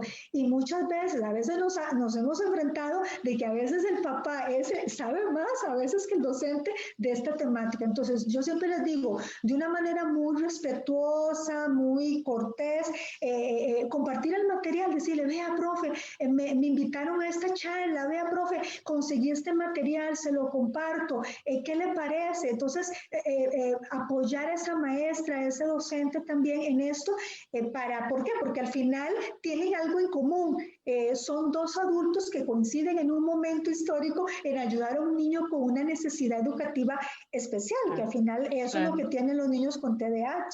Sí. Irina nos dice, sí, eso justo estaba pensando, y no solo los profesores, incluso familiares, no los entiendes y solo los encasillan como niños mal portados, efectivamente. Correcto, la familia también es súper encasilladora, eso sí. Tengo un alumno, ok, aquí nos está hablando una docente. Tengo un alumno que golpea a todos, se levanta, corre, va al baño cada 3 minutos, come demasiado y demasiado rápido.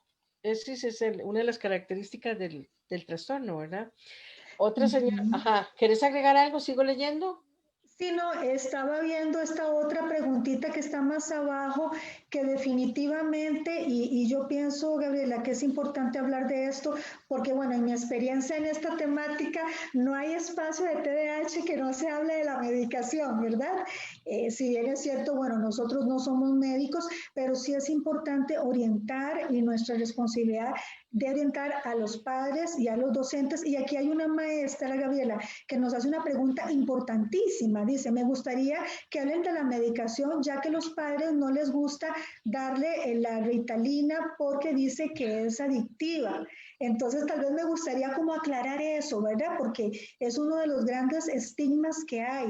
Hoy, cuando hablamos de la Ritalina, porque es el término más, como es más popularmente y a lo largo de las décadas en cómo es más conocida, pero la Ritalina es como el nombre comercial, el nombre científico, por decirle así, es metilfenidato. Hoy día el nombre comercial es Ritalina, pero hay también otras marcas, ¿verdad? Como la Concentra, Adderall y otras ahí. En Costa Rica está la Ritalina y la Concentra, que la Concentra es de larga duración, con una pastillita como el efecto dura más.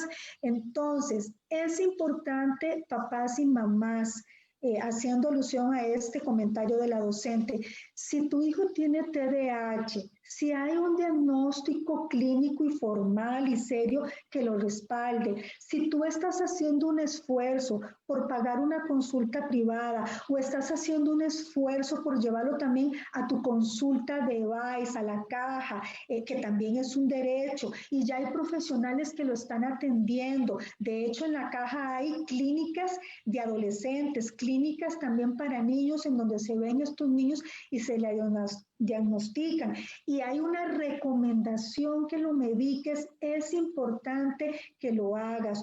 Hoy se sabe que el metilfenidato, o conocido más como Ritalina, es uno de los medicamentos más estudiados, inclusive a nivel de psiquiatría. Es uno de los medicamentos más estudiados y evaluados a nivel de pediatría. Es un medicamento totalmente seguro. Ojo, siempre y cuando se lleve con un riguroso control médico, ¿verdad? Ya hoy se sabe y hay estudios que lo afirman desde hace mucho tiempo que no es adictivo, que más bien en edades prolongadas o en edades de la entrada a la preadolescencia o a la adolescencia, cuando ya se sabe que cuando el niño o el adolescente o la persona adulto joven en algún momento ha tomado medicación, eso más bien lo va a proteger de no caer en conductas adictivas de otro tipo. Entonces, no generan adicción. ¿Por qué? Porque a veces se confunde, porque se dice, es que son estimulantes, entonces no, es un medicamento que es regulado, no es como otras sustancias adictivas, ¿verdad? Que se consumen de otra forma y sí podrían causar adicción. La forma y cómo está el medicamento formulado y tomado no genera adicción, más bien protege. Hoy día se sabe que es un protector del cerebro. Recuerda que también papá y mamá tenés que estar tranquilo porque cuando tú medicas a tu hijo le estás dando una oportunidad. Es como que usted lo lleve a su hijo al doctor y le digan, bueno papá, ya terminamos todos los estudios y efectivamente tu hijo es diabético, ¿verdad? Y le dicen, bueno, dieta, ejercicio y la insulina cada cierto tiempo. Y nadie, Gabriela, nadie cuestiona eso. Nadie lo cuestiona.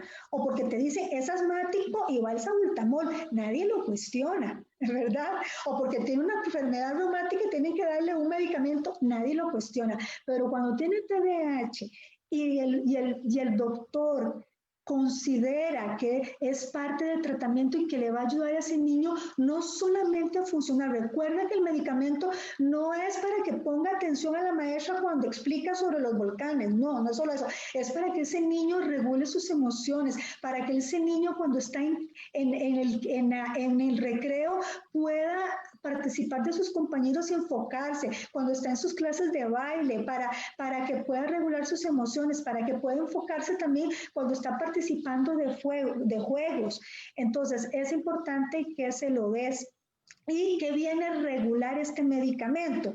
Recuerde que las sustancias que no funcionan o que no regulan bien o que no fluyen bien en el cerebro de un niño con TDAH es la dopamina y la noradrenalina, que son las sustancias que todos tenemos para que nuestro cerebro funcione bien y nos permita hacer un montón de cosas. Entonces, ¿qué pasa? Una neurona le tira a otra neurona estos neurotransmisores que transmiten la noradrenalina y la dopamina. Entonces, ¿qué pasa? En un cerebro con TDAH, cuando tira estos transmisores a la otra neurona, ¿verdad? Que son por impulsos eléctricos, muchos de estos neurotransmisores se devuelven, se absorben. Entonces no llega suficiente a la otra neurona, no llega suficientes estos neurotransmisores, entonces el cerebro del niño no funciona bien.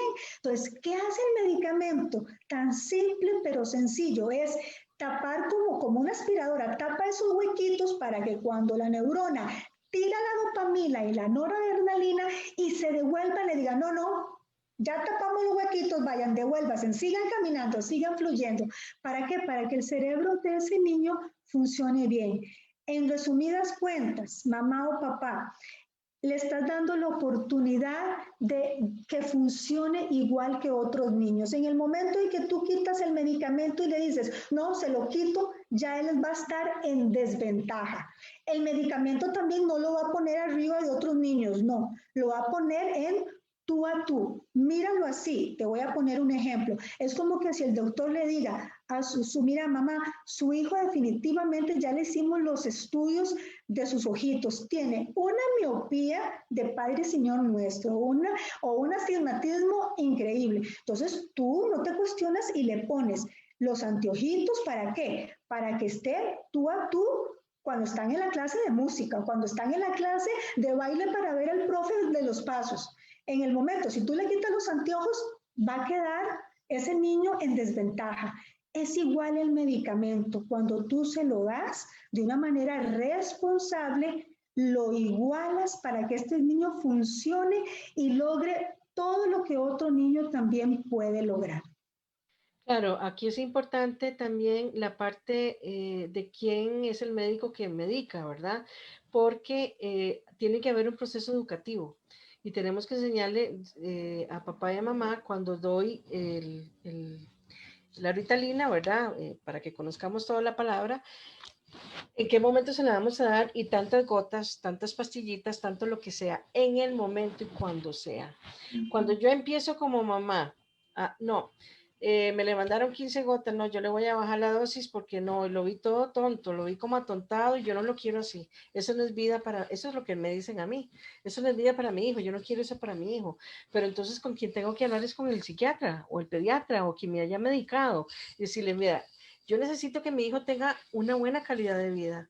Yo no lo quiero como lo veo, soñoliento, apagado. No, ayúdeme. Entonces, llegar a una situación de hablar con quien esté medicando en ese momento y decir, ¿qué podemos hacer? Pero como papá, yo no tengo por qué estar modificando la dosis. O se la doy un día sí, otro día no. Al fin de semana sí, no. En el fin de semana no se la voy a dar porque yo no lo quiero adormecido, como me dicen. Se lo doy entre semana para que la maestra pueda trabajar. Es que no es para que la maestra pueda trabajar, es para que el niño sea funcional, logre entender y como vos decís, vaya creciendo y entendiendo a partir del daño que le podemos hacer si se lo damos o no se lo damos.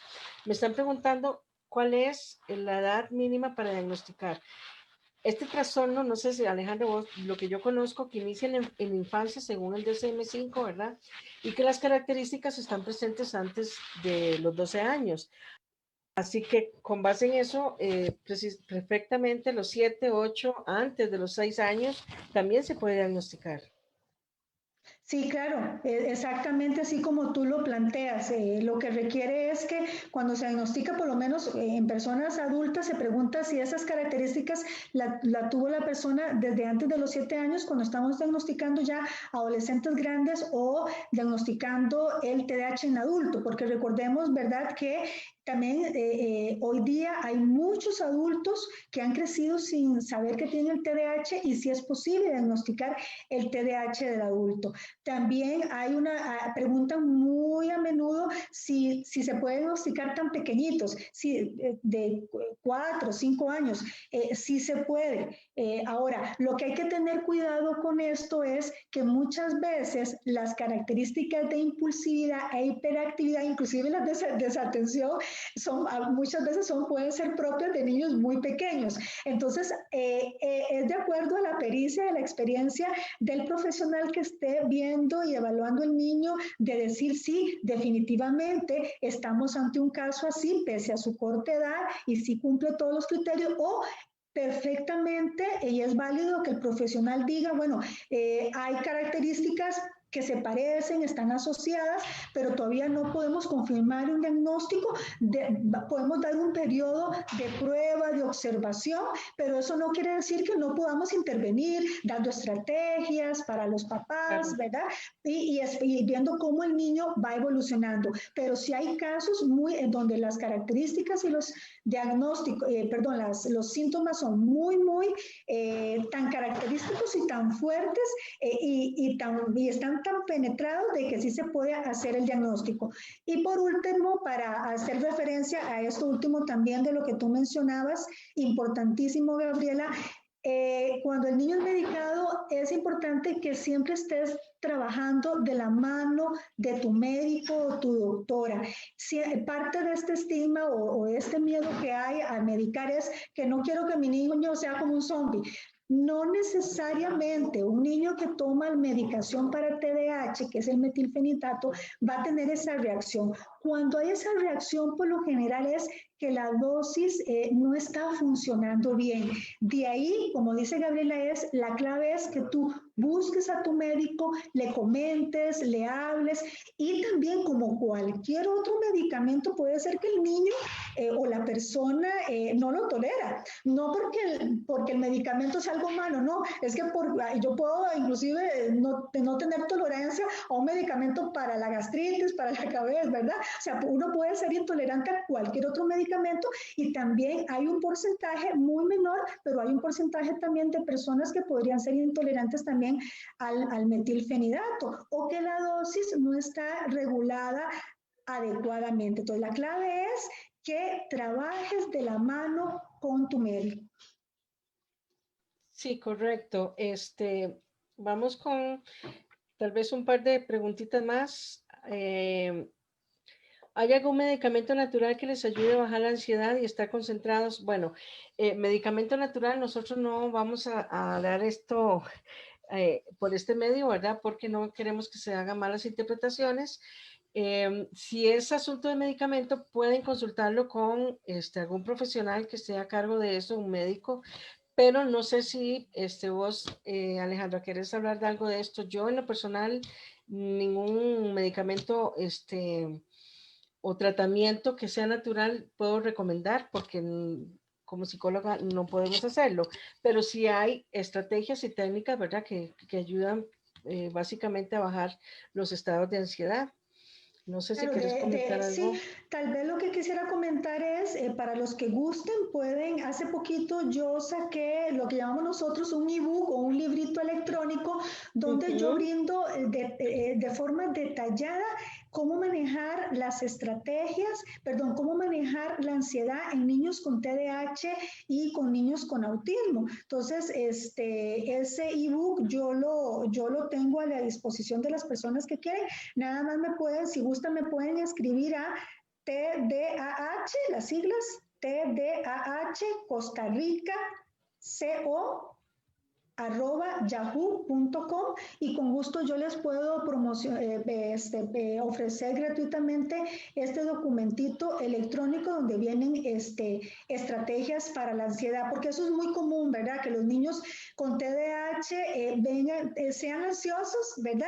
Pero no que tengan un trastorno ansioso, también pueden traer un trastorno, pero a veces por sus mismas conductas también pueden ser muy ansiosos, y también distintas técnicas para trabajar esto, ¿verdad? Porque como dijimos anteriormente, por lo general no viene solito, viene también, puede venir con otros trastornos del neurodesarrollo, como lo es el autismo, como son los trastornos del aprendizaje, como la dislexia, la discalculia, que es dificultades en el cálculo matemático, la disgrafia, que son dificultades en la lectoescritura o en la forma en que el niño se expresa a nivel de su escritura y expresión, y que también tienen que ver con una forma diferente de ese cerebro manejar, cómo se maneja, ¿verdad? Uno ya no dice ni malo ni bueno, no, es una manera diferente, ¿verdad? De expresarse en esa diversidad a nivel neurológico, ¿verdad? Entonces ya se está viendo desde esta perspectiva, y no como algo que está dañado, sino como algo que funciona diferente, y que ellos merecen, no solo los niños, sino las personas adultas también merecen también tener la atención a esa diversidad y darles estrategias, más si son niños. Y la clave, como digo acá, yo siempre es que nos eduquemos, nos formemos, no solamente los padres, sino también los profesionales también tenemos esa responsabilidad, ¿verdad?, de estar al tanto de lo que la comunidad científica, de todos los avances que hay en el tema de las neurociencias, ¿verdad? Porque yo siempre lo digo, o sea, el TDAH no es un trastorno psicológico, ¿verdad? O sea, es un No. trastorno trastorno del neurodesarrollo, Neurodesarrollo. que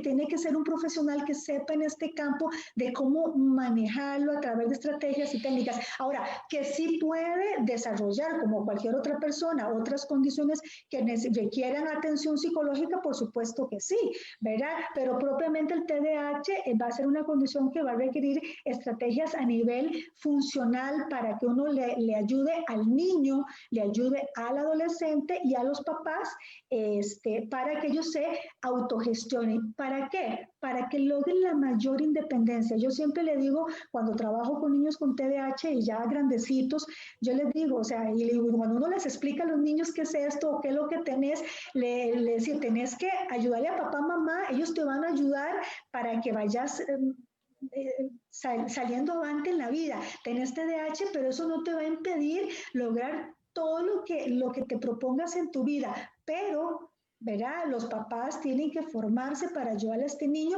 para que este niño cuando sea grande sepa, bueno, sí, soy un adulto, tengo esta condición y yo sé cuáles son mis estrategias, sé cuáles son mis debilidades, sé cuáles son las cosas que tengo que tener cuidado para poder funcionar, ¿verdad? Y suplir esas debilidades, ¿verdad? Y poder funcionar y lograr todo. Hoy día, Gabriela, hay muchas personas también súper famosas que tienen TDAH y son exitosas. Y cuando hablo de éxito, no hablo de dinero, sino exitosas porque tienen una familia, porque tienen una profesión, porque son felices, y otras personas que también son conocidas, ¿verdad? Claro. Will Smith, que es el famoso actor, Michael Phelps, que es el super ganador de medallas olímpicas. Hay también una famosa gimnasta, también ganadora de medallas, y muchas personas también, científicos. Hay un psiquiatra, uno de los psiquiatras más famosos de Nueva York también, es un adulto con TDAH. Muchas personas que también, ¿verdad? Son exitosas porque, ¿por qué? Porque, no porque tienen dinero, porque tienen tal puesto o tal doctorado, no, porque pese a que tienen el TDAH, han logrado sobrellevarlo y lograr las metas que se proponen. Yo diría que ese es el objetivo de todo esto. Sí, efectivamente, Alejandra. Yo les puse el correo tuyo ahí y el mío para cuando tengan gusto de escribir. No nos dio tiempo de contestar 20 y resto de preguntas. Sin embargo, bueno, ahí quedan los correos, se pueden comunicar en cualquier momento. Alejandra, muchísimas gracias. Yo creo que nos llevamos una gran enseñanza todos, especialmente los papás que tienen la gran dificultad, ¿verdad?, de poder lidiar no con el niño, sino lidiar con esta parte incomprensiva, ¿verdad?, del trastorno.